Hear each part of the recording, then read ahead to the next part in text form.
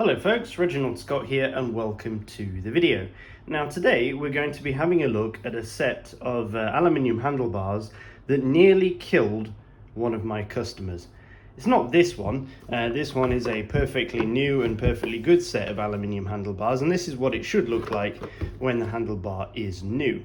No, the handlebar that we're going to be looking at today is what we have here is a 3T Ergonova Pro aluminium handlebar.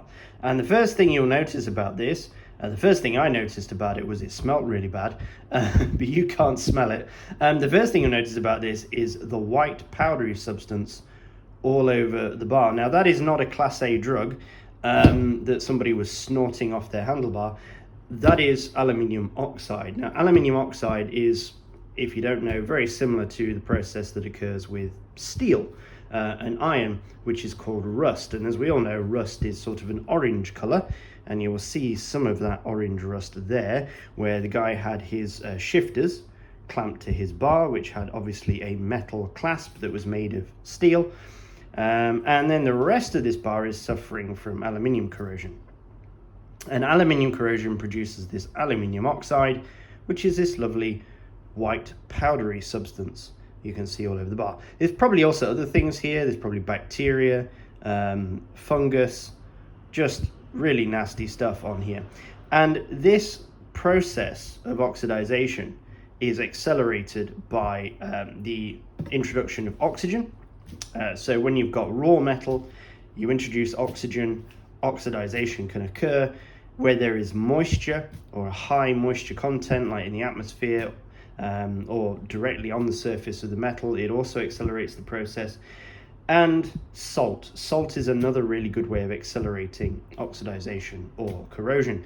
And in this case, when you have a pair of handlebars, what things do you have in abundance? You have sweat, and sweat contains salt and other bacteria which can attack metals. It contains very high acidity, especially in men. Male riders have very acid skin and acid sweat, and you also have moisture. So those sort of things are really going to wreak havoc with your bar. And this customer, after not changing their bar tape for over a year, almost died.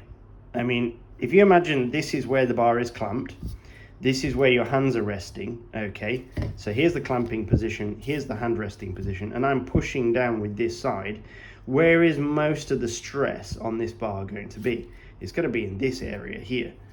And you look at that area there, there is a hole right through the bar because his sweat has corroded right through. It's actually gone right through the aluminium bar. So this almost killed the dude, I reckon. A few more months, maybe longer, it might have cracked. It might have actually broken off, and it would have gone without warning as well, because all he could see was this, which to him probably looked fine.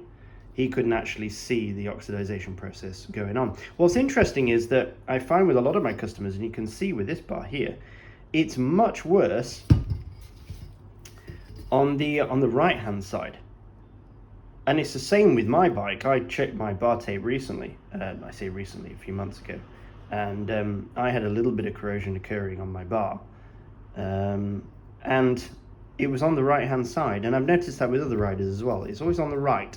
And I think it's because if we're right-handed, we wipe our faces and our eyebrows with our hands, and then we put them, or our gloves, right? And then we put them back down on the handlebar. I think that's what's going on. Some people are super sweaty. It's just genetic. If you are super sweaty, you really need to be paying attention to this if you have aluminium components on your bike, because all that sweat can wreak havoc with your components. We say to our customers here in Brunei, and I think most bike shops would say this, you want to be changing your bar tape minimum every 6 months. Okay, so next month is July. That will be the 6th month. It'll actually be my birthday month, but it'll be the 6th month since I last changed the bar tape on my Chinelli, and so I'll be changing my bar tape again. Now my bar tape, although it looks a little bit grubby, it still looks fine, like it's not breaking up or falling apart yet. But 6 months, that's it, take it off, change it. I have an aluminium bar and I don't want to die, so I will be changing my bar tape. So that's my advice. If you can't afford super expensive bar tape, there's plenty of cheap options out there. There is really no excuse not to be changing bar tape more often. And from a hygiene perspective as well, it's just nice to have some fresh bar tape on there and not be storing up all that nasty bacteria. And like I say, when I removed the bar tape off this one, it really did stink. Right, let's get a hacksaw and cut this open and have a look at what's going on inside and see how bad that corrosion really is. Maybe it's not that bad, but this is one of the first times I've seen a hole all the way through somebody's bar, so this is pretty bad. The rest of it looks like the surface of the moon. It's covered in little craters where it was trying to eat its way through. All right, let's have a look. Okay, so we've got the bar clamped down now, and what I'm going to do is I'm just going to take the hacksaw and cut right on that hole, and hopefully we will find something interesting inside there.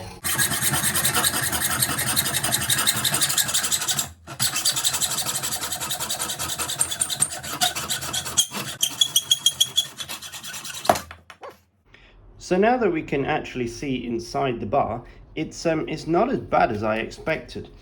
What I did was, like I say, I cut right on the hole that we could see on the outside of the bar, and you can still see the hole there that goes through.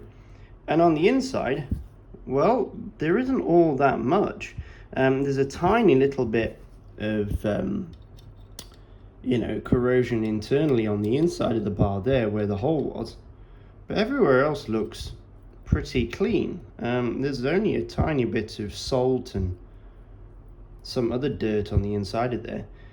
The structure of the bar appears to be fairly good. However, the issue here is that over the entire surface of the bar, there are all these little pits and holes, which are not amazingly easy to see, but you can see them here, look. Things like that there and that there. They are little pit marks and potholes all over the bar, and that is going to weaken the structure of the bar. It might not have gone all the way through, but it's certainly not going to help. If we look at the thickness of this bar, well, you're only looking at 1 millimeter. So you've only got 1 millimeter of thickness. So even if those little pits and holes are only, what, 1/4 of a mil deep, still makes a big difference to the structural integrity of the bar. I'm not going to say this was the worst case scenario, because it's really not, but it's still not good.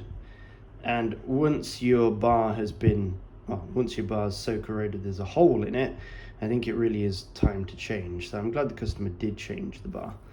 And I've sawed this one in half also so that nobody tries to use it, because who knows how long a bar like this would end up lasting.